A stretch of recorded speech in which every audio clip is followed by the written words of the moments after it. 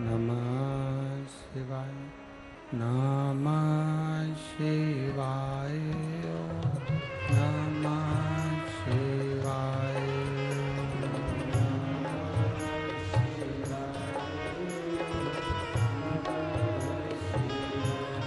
ओम नमः शिवाय नमः शिवाय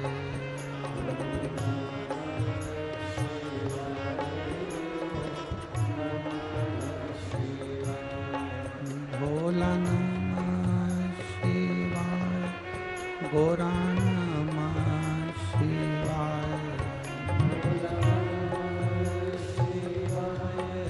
भोला नमः शिवाय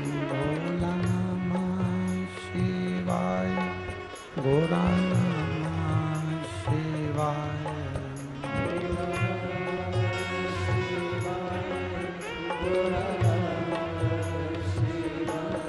ओम नमः शिवाय नमः शिवाय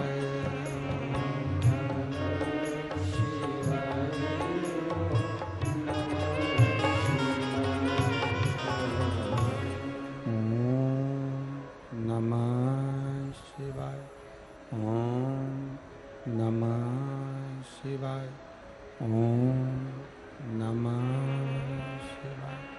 विश्वनाथ भगवान की जय, महाकालेश्वर भगवान की जय, मथुराधीश भगवान की जय, ओंकारेश्वर भगवान की जय, कुबेरेश्वर महादेव की जय।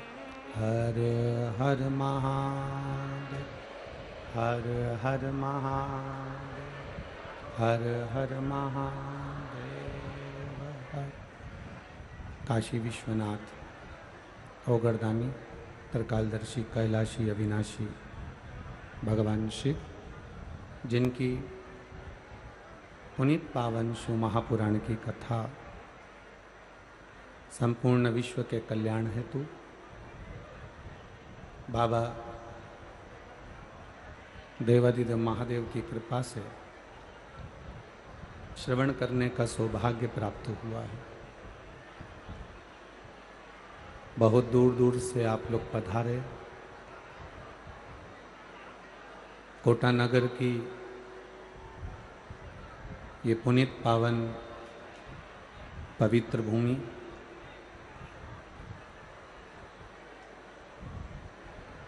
जहाँ पर कोटा राजस्थान की इस वीरों की भूमि पर,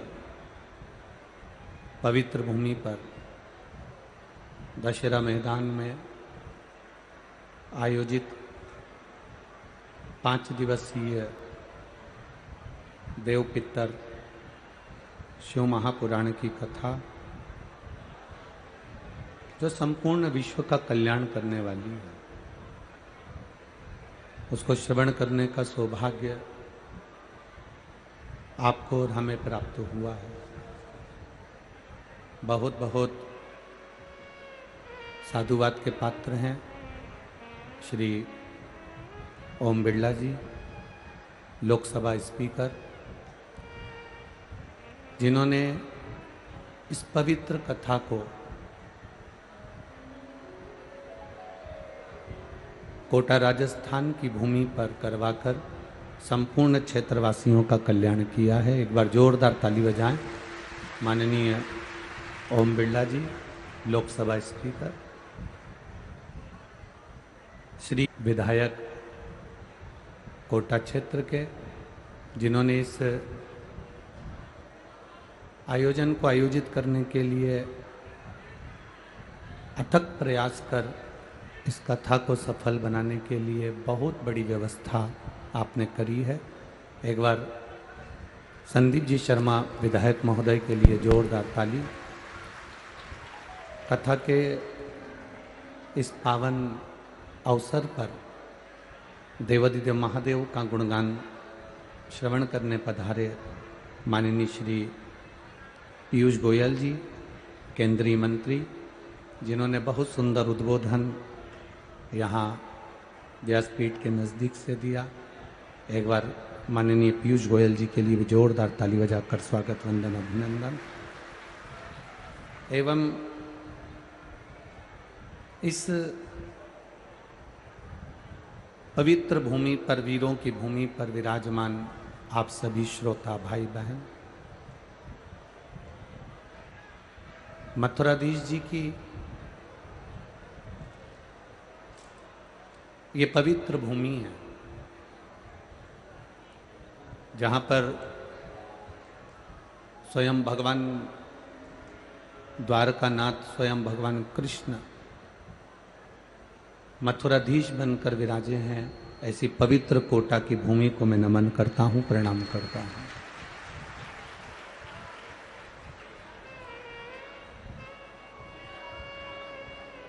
बहुत कठिन है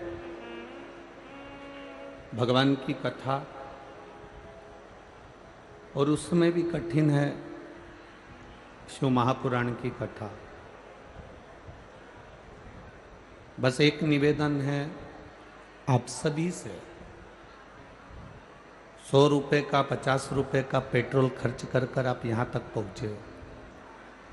बोलो सही है कि गलत है? बोलो तो सही है ना? 2-3 घंटे पहले कथा के पंडाल में पहुँचे हो। आवाज़ नहीं आ रही है उधर, आवाज़ें खोलो, आवाज़ खोलिए। 2-3 घंटे पहले कथा के पंडाल में पहुँचे हो और बड़ी मेहनत कर कर जगह संभाली है। तो इस कथा को इधर से सुनकर इधर मत जाने देना, पूरी की पूरी बांध कर लेकर जाना, जिससे तुम्हारी जिंदगी सार्थक हो सके।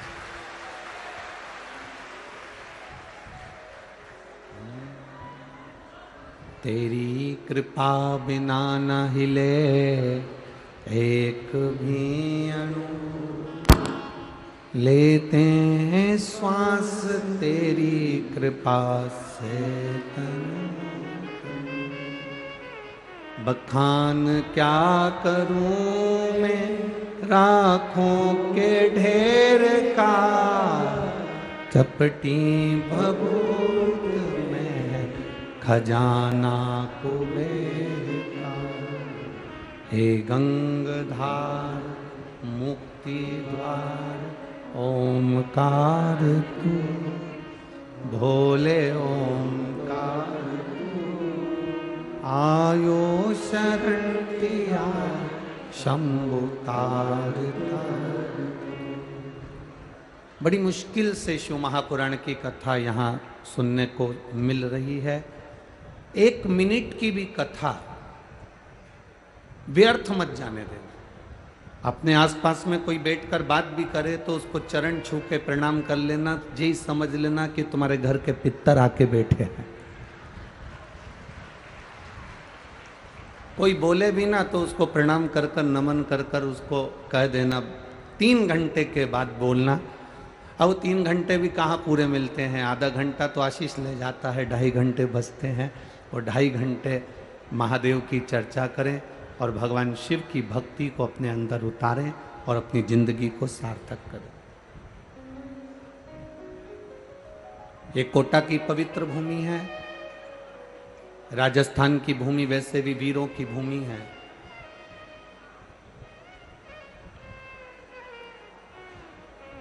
एक निवेदन के साथ में इस कथा को प्रारंभ कर रहे हैं। महाराणा प्रताप ने, श्री महाराणा प्रताप जी ने घास की रोटी खाकर अपने सनातन धर्म की रक्षा करी थी। जब वो घास की रोटी खाकर अपने सनातन धर्म को बचा सकते हैं तो तुम गाय को घास खिलाकर गाय बचा सकते हो, ये निश्चित है। शिव महापुराण की कथा 24,000 श्लोकों का समावेश है और उसमें भगवान शंकर की अविरल भक्ति है। जिस भाव से हम इसको श्रवण करते हैं, भगवान उस भाव से हमारी कामना पूर्ण करता। ये जरूरी नहीं है कि सीवर वाला महाराज तुमको दिख रहा है कि नहीं दिख रहा, प्रदीप मिश्रा नजर आ रहा है कि नहीं आ रहा। मूल है आप जहां बैठे हो। हम तो कार्यकर्ताओं से भी निवेदन करेंगे, तुम्हें खड़े रहने की जरूरत नहीं है, क्योंकि बार बार कोटा में शिव पुराण की कथा नहीं हो सकती। आपको जहां जगह मिले वहां बैठकर शिव महापुराण की कथा को सुनो, और झोली पसार कर प्रणाम कर कर सुनना। ये इतने पत्र यहाँ जो आए हैं, ये तो पहले दिन के पत्र हैं, अभी 4 दिन बाकी है। इन पत्रों में आपका विश्वास लिखा हुआ है कि भोले बाबा ने आपको क्या क्या दिया है।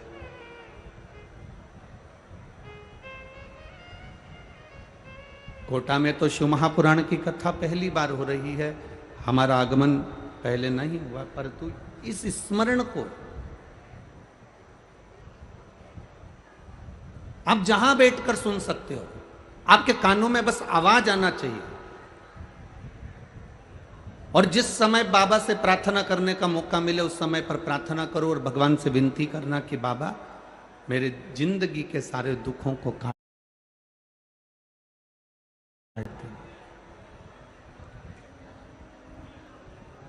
लोग कहते हैं कि 3 महीने में शिव महापुराण की कथा का रस तत्व का जो फल है वो प्राप्त होता है। पर एक विश्वास कहता है, आप लोगों ने अगर दिल से सुन ली तो मेरा भोला बाबा 3 महीने तो जाने दो, आज कथा सुनोगे और कल निर्णय देने के लिए तैयार बैठा रहता है। आप इसको भरोसे से सुनो। शंभु शरणे मांगू घड़ी रे, दुख काटो दया करीने दर्शन। भगवान शिव की कथा कहती है, अपनी दृढ़ता को जितना प्रबल करोगे, अपने विश्वास को जितना दृढ़ करोगे, उतना परमात्मा के करीब पहुंचते जाओ, उतने भगवान के नजदीक पहुंचते जाओ।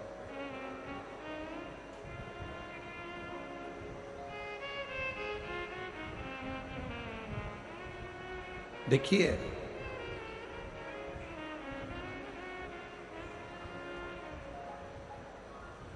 एक बड़े बनने का और एक छोटे बनने का बहुत अंतर है। भगवान नारायण, भगवान विष्णु बैकुंठ का निवास करते हैं और बैकुंठ पर शेषनाग की सैया पर विराजमान रहते हैं। भगवान ब्रह्मा कमल के पुष्प के ऊपर विराजमान रहते हैं। पर मेरे महादेव ना बैकुंठ में रहते हैं, ना ब्रह्मलोक में रहते हैं, ना इंद्रलोक में रहते हैं, ना देवलोक में रहते हैं। मेरे महादेव केवल इस संसार सागर के मृत्यु लोक में जो कैलाश पर्वत है, उस कैलाश पर्वत पर उनका निवास होता है। मृत्यु लोक। और मेरा बाबा बहुत बड़ा बनकर नहीं रहना चाहते, मेरे बाबा तो बहुत छोटे बनकर रहना चाहते। क्योंकि जितने जितने व्यक्ति बड़ा बनता चले जाता है ना, उसकी 3 चीजें चली जाती है। हमने पहले भी कथा में कहा, जितने बड़े बनते जाओगे उसकी 3 चीजें चली जाएगी। एक हंसी चली जाती है, एक रोटी चली जाती है, तीसरा उसके हाथ की ताली चली जाती है।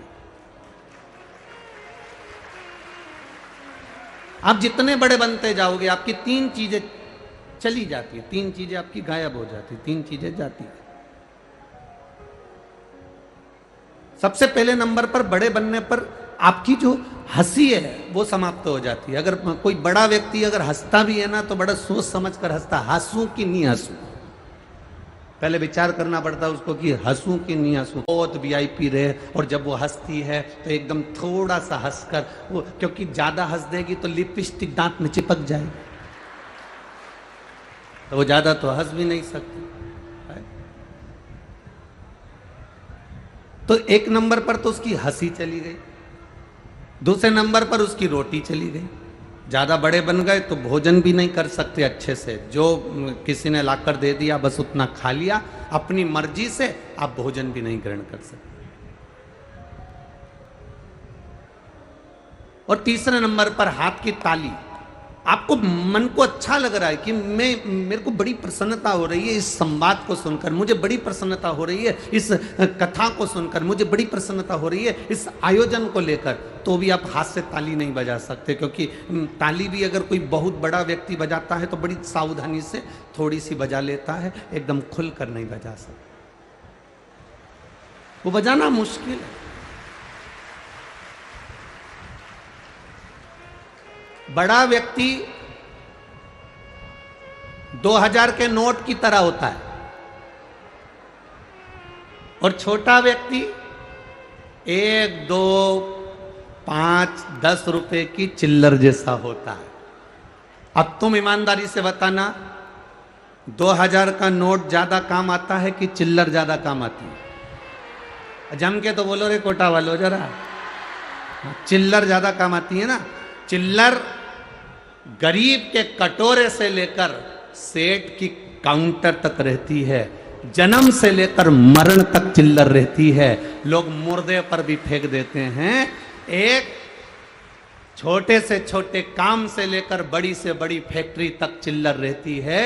और कोई 2000 के नोट से पूछे क्यों रे 2000 के नोट तू कैसा है, तो वो कहेगा जिस दिन से बैंक से निकला था पहले तो लोगों की जेब में गया, फिर अटैची में बंद हो गया, अटैची से बोरी में बंद हो गया, बोरी से बंद होकर फिर वापिस अटैची में आया, अटैची से निकलकर अब मैं इस कतार पर आ गया कि बंद होने वाला हूं, मेरी कोई भाव नहीं बचा। ज्यादा बड़े हो जाओगे, ज्यादा बड़े बन जाओगे तो तुम्हें कैद रहना पड़ेगा, बंद रहना पड़ेगा, संभल कर रहना पड़ेगा। और चिल्लर का काम क्या? छोटे से छोटा व्यक्ति, गरीबड़े से गरीबड़ा व्यक्ति, साधारण से साधारण व्यक्ति अपने आनंद में जीता, अपने खुशी में जीता, अपने सुख में जीता। ये जो कथा हो रही है देव पितर शिव महापुराण की कथा, वो भी पितृपक्ष में जो चल रही है, ये जीवन का एक सुख देने वाली, जीवन का एक आनंद देने वाली, एक रसतत्व प्रदान करने वाली, जिसमें दिल से सुन ली, उसके पूर्वज, उसके पितर पिंड का दान लेने के लिए भी दरवाजे पर नहीं आते और वो देवलोक को चले जाते हैं, भगवान शिव के धाम को चले जाते हैं।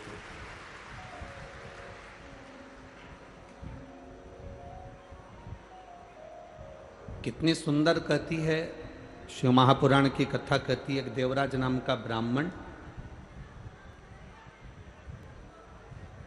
वो देवराज नाम का ब्राह्मण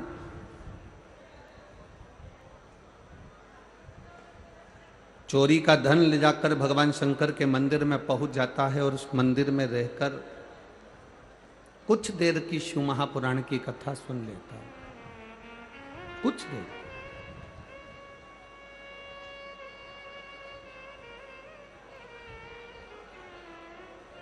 शिव महापुराण में तो कहा गया कि उसने सुनी भी कथा तो कितनी देर की सुनी, मात्र कुछ क्षण की।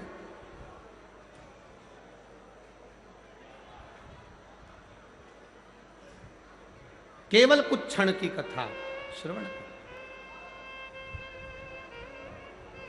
और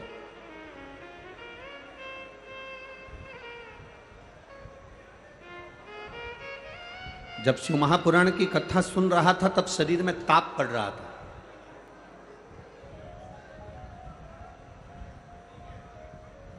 दो चीजें अपने अंदर उतार कर रखिएगा। शरीर में अगर ताप बढ़ता है शरीर में बुखार बढ़ता है, शरीर में कष्ट बढ़ता है, तो भोजन छूट जाता है। आप में से कई माताएं ऐसी बैठी होंगी, कई भाई लोग ऐसे बैठे होंगे कि बुखार रहे शरीर में, थोड़ा सा कष्ट रहे शरीर में, तो भोजन अच्छा नहीं लगता। बोलो रीजी जियो कोटा वाली, सही है कि गलत है? भोजन अच्छा लगता है क्या? नहीं। शरीर में अगर ताप है, शरीर में अगर बुखार है, शरीर में अगर कष्ट है, तो भोजन अच्छा नहीं लगता, हमारा भोजन छूट जाता है। शरीर में बुखार बढ़ने पर, ताप बढ़ने पर, कष्ट बढ़ने पर भोजन छूट जाता है, और घर में पाप बढ़ने पर भजन छूट जाता है।